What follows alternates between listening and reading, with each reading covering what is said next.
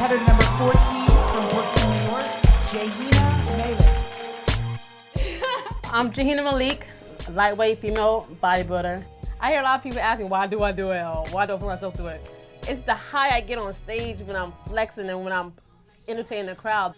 Majority of people don't think it's possible at all for a vegan to be a bodybuilder, because even I heard LL Cool J say something like, oh, vegans can be bodybuilders. I'm like, that's ignorant to say. Anything's possible. And just because I keep hearing everybody around me saying it's not possible to bodybuild, from day one I kept pushing myself that much harder, training that much harder. You can't help but remember myself. When I was 19, it was one day I was sitting on my couch and I happened to see a bodybuilding show on TV. And I'm like, wow. You know, in my head, I'm like, I could do that. So I was 19 and I just jumped into my first bodybuilding show. I ended up winning my class. This is my first show when I was 19, these two. So after I got those two, I kept going. I'm like, I can do this. So these were my two first trophies. March 31st is the New York City Metropolitan Bodybuilding Fitness, Figure, and Bikini Championships. And I will be competing as a lightweight bodybuilding competitor. That will be my 14th show. And I plan to take my class.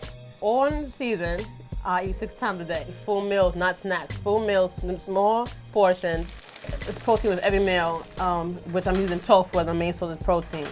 Never had any kind of meat products, meat, dairy, fish, cheese, egg. That's all I know is veganism. My parents decided to become vegan in the early teens, like late 20s, and then later on they decided to raise all 6 siblings as vegans as well. I like going to the health store that is right here uptown. So this picture's been up here for about, what, 8 years now? We put it because we know that she have taken the other route. You know, she's a vegan and she's bodybuilding and she looks good and she always fit. So as a loyal customer and a friend, we decided to put her there and, you know, to support her.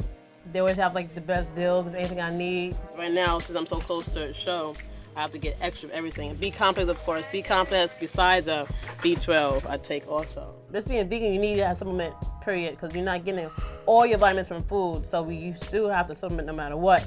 And because of bodybuilding, I have to take even more.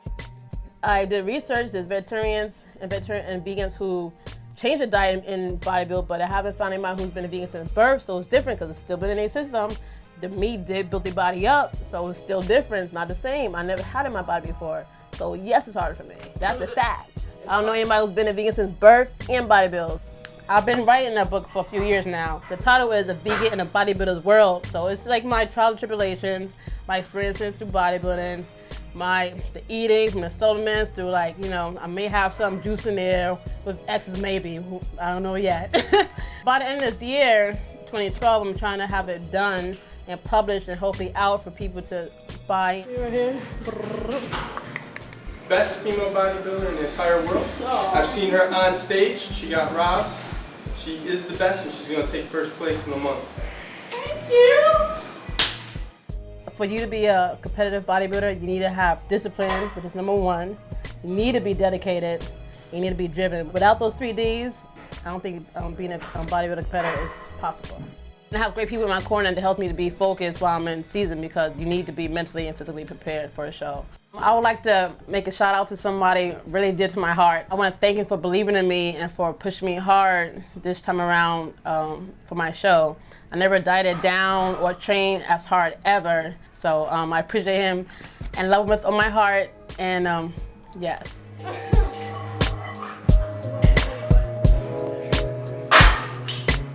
Last week, actually, a guy was like, you remind me of Murray, Linda Murray. I'm like, yeah, I heard that before.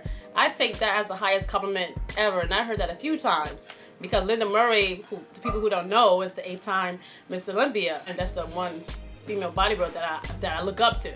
And it'd be nice to one day meet her. So until then, I will take that nickname. Some people call me Little Linda. So I will just carry that name on until the day I meet her. Yeah, I could dress up and get down and go out too. I don't just always live in the gym. I can live like a girl. Everybody who's close to a show is really a homebody, and if any event is trying to have something that's local in the area. So I just this lounge that I like to go to up the block from where I live. If I want to hear music, go be around people, I just walk up the block. It's one, two stop. I have much less free time nowadays, just because that show is coming up. Much less, much less. Our goal is to draw the water from underneath and over the skin and to be on stage looking like a trophy. And then hopefully your physique is the best and the judge will make you first place, which hopefully that is. The Metropolitan Bodying Championships, March 31st, mark your calendar. I'm hoping to come back with the one, with the big W. But with W, with the number one, with the first place, yeah.